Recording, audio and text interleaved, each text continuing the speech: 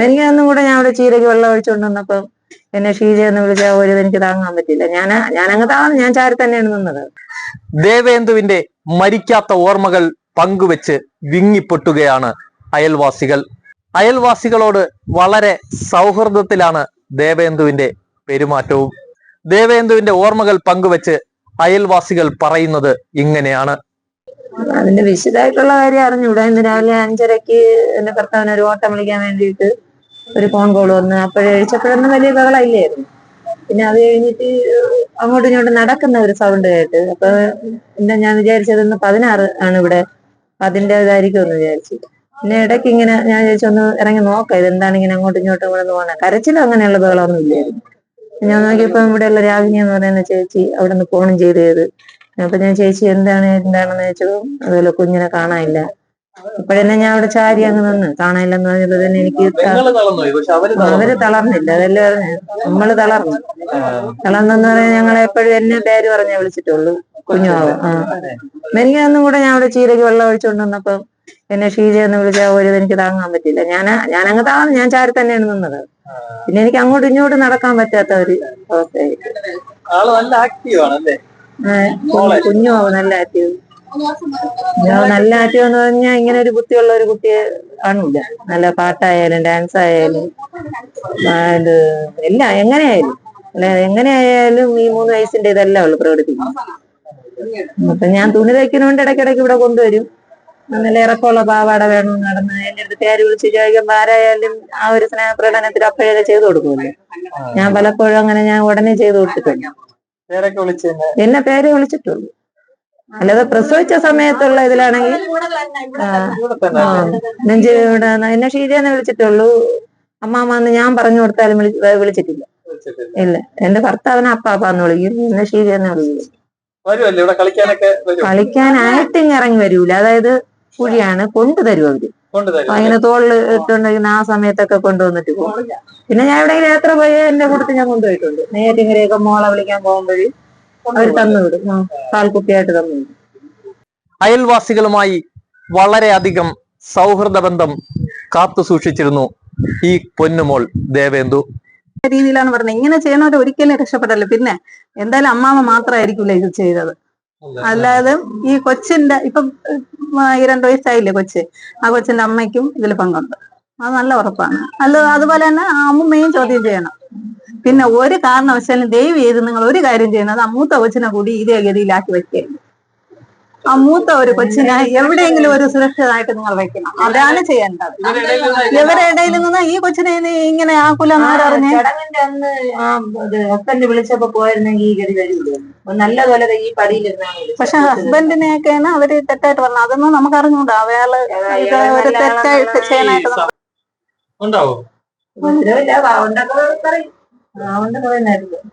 ഇവർക്ക് ഈ കടബാധ്യത കൊണ്ട് ഇവര് തന്നെ മനസ്സിന് നല്ല തകർന്നതാണോ എന്ന് അറിഞ്ഞൂടാ. അങ്ങനെയും കടമുണ്ട് ഇവർക്ക്, കടബാധ്യതയുണ്ട്. കുട്ടി ഇവിടെ തന്നെ കണ്ടിട്ടുള്ള നല്ല സ്മാർട്ട് കുട്ടി. 2 കുട്ടികളും അങ്ങനെ തന്നെ. മൂത്ത കുട്ടി അങ്ങനെ തന്നെ, ഇളയ കുട്ടി അങ്ങനെ തന്നെ. നല്ല സ്മാർട്ടാണ്. മൂത്ത കുട്ടി നല്ല പാട്ടിലും ഡാൻസിലും പഠിത്തത്തിലും നല്ല ആക്റ്റീവായ കൊച്ചാണ്. അപ്പൊ ആ കൊച്ചിനെ കൂടി ഇവരിടയിൽ ഇട്ടുകൊടുത്ത് ആ കൊച്ചിനെ കൂടി ഇനി ഇതുപോലെ ആക്കി വെക്കരുത്, ദയവ് ചെയ്ത്. അത് മാത്രമേ എനിക്ക് പറയാനുള്ളൂ.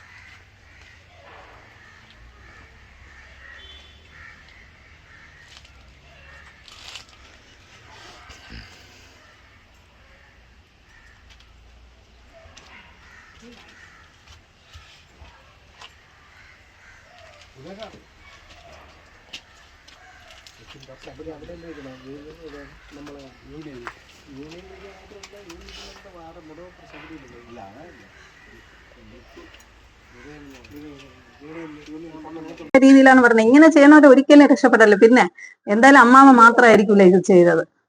അല്ലാതെ ഈ കൊച്ചിന്റെ ഇപ്പം ഈ 2 വയസ്സായില്ലേ കൊച്ച്, ആ കൊച്ചിന്റെ അമ്മയ്ക്കും ഇതിൽ പങ്കുണ്ട്, അത് നല്ല ഉറപ്പാണ്. അതുപോലെ തന്നെ അമ്മൂമ്മയും ചോദ്യം ചെയ്യണം. പിന്നെ ഒരു കാരണവശാലും ദയവ് ചെയ്ത് നിങ്ങൾ ഒരു കാര്യം ചെയ്യുന്നത് ആ മൂത്ത കൊച്ചിനെ കൂടി ഇതേ ഗതിയിലാക്കി വെക്കരുത്. ആ മൂത്ത ഒരു കൊച്ചിനെ എവിടെയെങ്കിലും ഒരു സുരക്ഷിതമായിട്ട് നിങ്ങൾ വെക്കണം. അതാണ് ചെയ്യേണ്ടത്.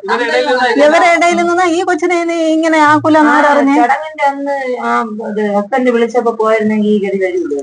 നല്ലപോലെ ഈ പടിയിലിരുന്നാണ്. പക്ഷെ ഹസ്ബൻഡിനെയൊക്കെയാണ് അവര് തെറ്റായിട്ട് പറഞ്ഞത്. അതൊന്നും നമുക്ക് അറിഞ്ഞൂടാ. അയാള് ഇത് ഒരു തെറ്റായിട്ട് ചെയ്യാനായിട്ട് സഹോദരിയും സഹോദരനും തമ്മിലുള്ള കുറെ മോശപ്പെട്ട അഭിപ്രായങ്ങളൊക്കെ കേൾക്കുന്നുണ്ട്. അത് നമുക്കറിഞ്ഞൂടാ കേട്ടാ. അത് നമുക്കറിഞ്ഞൂടാ. 2-3 ദിവസം കൊണ്ട് കുട്ടിയെ ഇവര് ഉപദ്രവിക്കലുണ്ടോ? അതും അറിഞ്ഞൂടാ.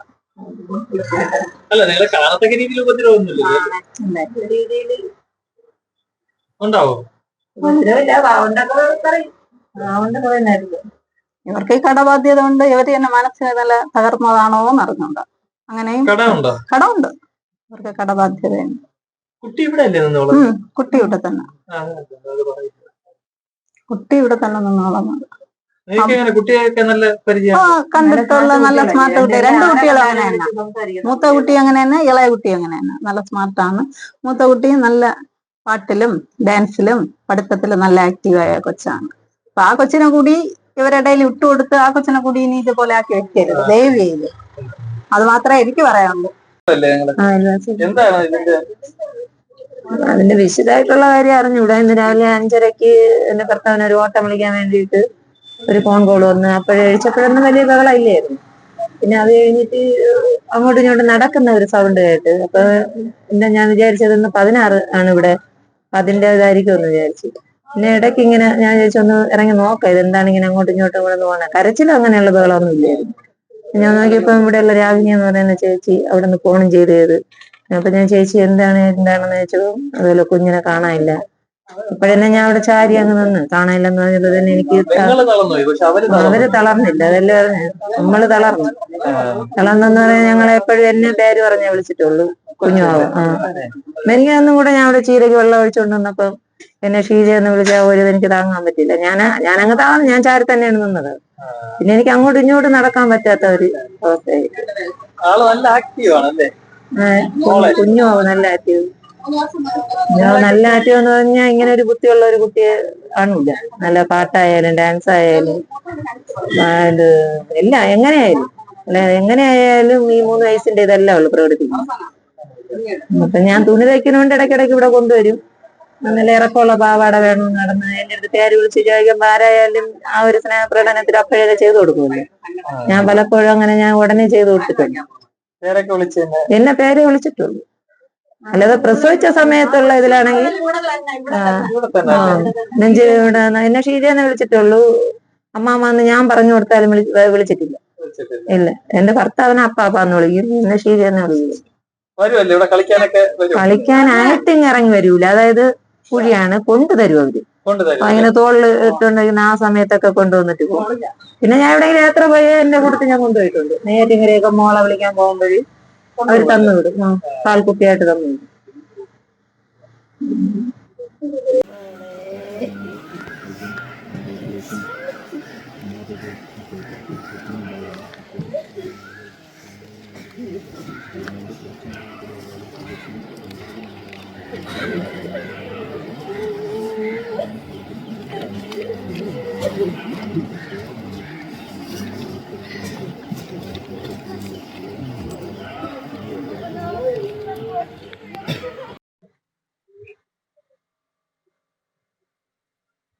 ആ സൗണ്ട് കയറി വരില്ല.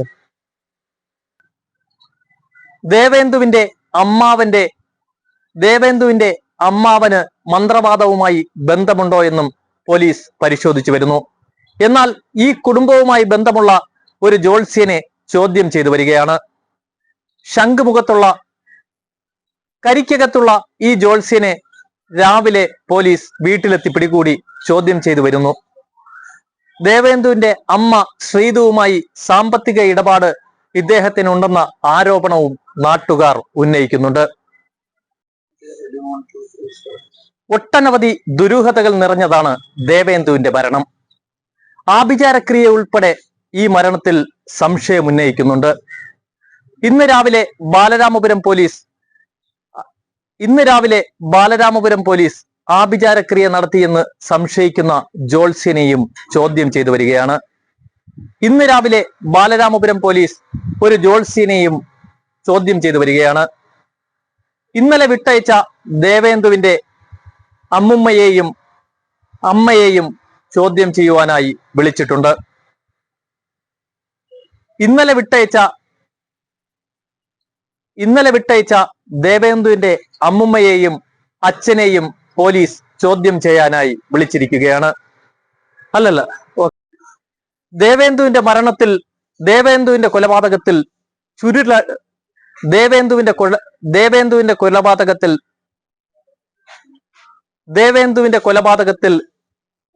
ഇത് കട്ട് ചെയ്തില്ലേ?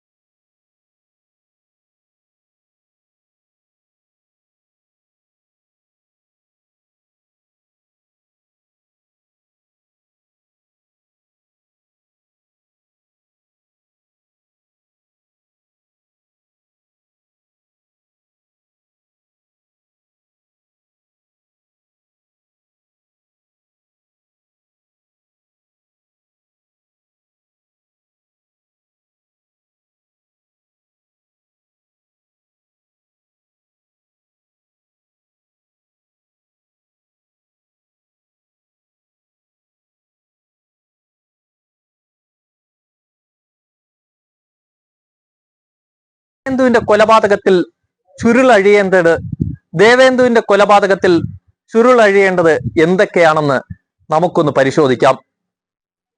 നാട്ടുകാർ സംശയിക്കുന്നത് ആഭിചാരക്രിയയുമായി ഈ കുടുംബത്തിന് ബന്ധമുണ്ടോ എന്നുള്ളതാണ്. ദേവേന്ദുവിന്റെ മരണത്തിന് മുമ്പ് ഈ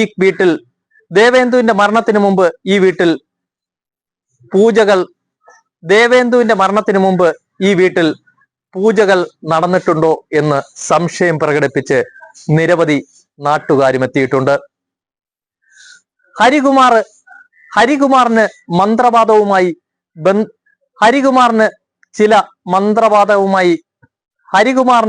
ആഭിചാരക്രിയയുമായി ബന്ധമുള്ളതായാണ് അയൽവാസികളും പറയുന്നത്. കൊലപ്പെടുത്തിയ ശേഷം എന്തിന് ഹരികുമാർ വീട്ടിനുള്ളിൽ തീയിട്ടു? ഇങ്ങനെ തുടങ്ങുന്ന ഒട്ടനവധി സംശയങ്ങളാണ് നാട്ടുകാർ പ്രകടിപ്പിക്കുന്നത്. ശ്രീധുവിന്റെ അച്ഛന്റെ മരണത്തിലും തീരാത്ത സംശയം പ്രകടിപ്പിക്കുകയാണ് നാട്ടുകാർ. ഇതിനെല്ലാം മറുപടി പോലീസിന്റെ ഭാഗത്തു നിന്നും ഉടൻ ലഭിക്കുമെന്ന പ്രതീക്ഷയും പലർക്കുമുണ്ട്. ഇന്ന് രാവിലെ ശ്രീധുവിന്റെ അമ്മയെയും ഭർത്താവിനെയും ചോദ്യം ചെയ്യാൻ വിളിച്ച് മണിക്കൂറുകൾ കഴിയുകയാണ്.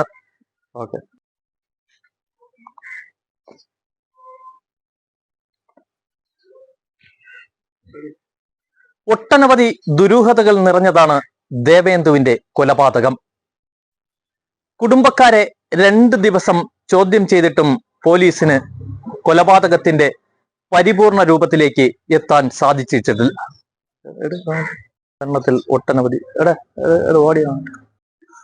ദേവേന്ദുവിന്റെ കൊലപാതകത്തിൽ കട്ട് ചെയ്തില്ലേ? ദേവേന്ദുവിന്റെ കൊലപാതകത്തിൽ കട്ട് ചെയ്തില്ലേ?